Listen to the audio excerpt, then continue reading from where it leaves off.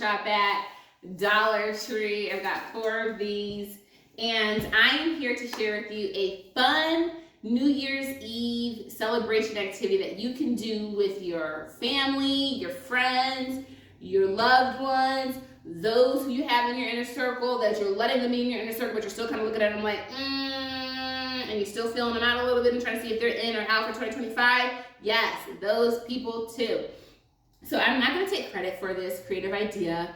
I found this idea back in 2022 and executed on that idea. I don't even know where I found it from, but this is what you will need to execute. So here I have 7 white bags, and on each of these 7 white bags is a clock. And so what I did as leading this creative project is I came and I made 6 circles.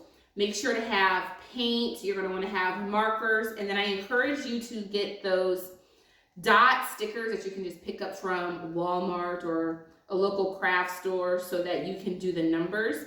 But essentially, you're using these bags to have a fun family countdown. These bags go from 6 p.m. all the way up until midnight. So you're going to need 7 bags. If you want to start your fun earlier, obviously you can get more bags. I enjoyed this because it is a keepsake. These bags are created New Year's Eve of 2022, and I wrote the name of the person who painted the bags so that we can keep it as a keepsake. Basically what I do is after the celebration, I put these bags in a grocery bag, tie it up, and stick it away in my celebration section so that I can have it for the following year. And these bags have held up fairly well. So basically here, I wrote 6 o'clock on this. This one was actually created by my niece, New Year's Eve of 2022. I did the circles and I painted in this part, but she painted in the purple, right? And then I did the stickers for her because she was younger. I've got my son, King Elijah. He did the 7 o'clock clock. Oh, I got these out of order. He did the 7 o'clock clock. Then King Caleb did the 8 o'clock clock. He's older, so he was able to do this fully. I just wrote the 8 o'clock up in the corner. And then I've got the 9 o'clock. That was done by King Caleb as well. Got the 10 o'clock. This probably was King Elijah. Yes, King Elijah. 11 o'clock was by my niece. And then I did this Happy New Year bag. And so, again, this is really fun. I recommend, and the fun thing about these bags is that when it creates a sense of anticipation. So when 6 o'clock hits tomorrow, we will go and grab one of these bags, open it up, and there will be something fun in them. This does not have to be super pricey. You can make this fit into your budget. There's so many fun things that you can do. These are some ideas that I have that I'm going to share with you, and a couple of them I think I've done it myself in the previous years. You can go to Dollar Tree and get your family member's favorite boxed candy, your favorite bag of candy, and put it in the bag. You can put in some bubbles. I've done that silly string spray in the past. You could also, now people might not like this because it's like getting a card and then there's no money in it. And they're like, oh, thanks for the kind words, but they're really looking for the money and they don't want to be rude and tell you.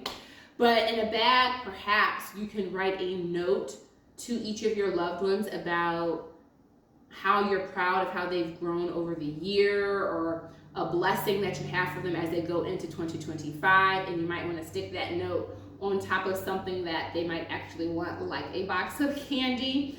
So that's another idea. You could also do, what was it? I just had it. Oh, I didn't pass those light up necklaces and that glow in the dark, or the glow in the dark crowns and bracelets. There's that section in Walmart that's the party favor section for the parties, and they have items in bulk. You can just go to that section, look in the aisle, and then just grab a couple of things. You could put their favorite fruit snacks. I know my kids, they like the pomegranate juice, so I might get them some pomegranate juice in the bag and put that in there. There's so many fun things you can do, and it is a fun way to close out 2024 and create a sense of anticipation as we are stepping into 2025. And again, it is a keepsake, right? Like, I can actually see the names of those who created these bags, and it is 2024, and they've been holding up really, really, really well.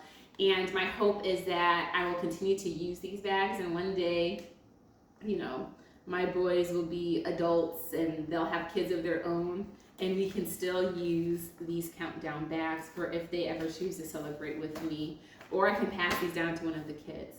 So I hope that this helps you. I hope that you're excited about 2025, that you are ready to thrive and to step into all that God has for you.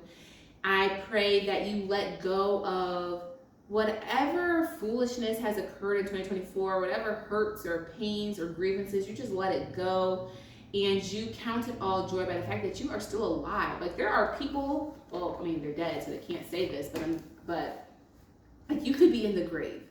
Things could be better, but things could also be worse, and it's important to be able to grieve our losses, grieve our lessons, and at the same time, be excited about what remains and be excited about what is to come. So I hope that you are ready to step into a thriving 2025. Please, if you haven't done so already, subscribe to my YouTube channel. I will be playing here more and more and more because that is a decision that I have made, and I look forward to that journey. But most importantly, follow Jesus. I am a flawed human being out here who's trying to do the dang thing, and encourage you to get out here and do the same thing. Come back soon and stay playful.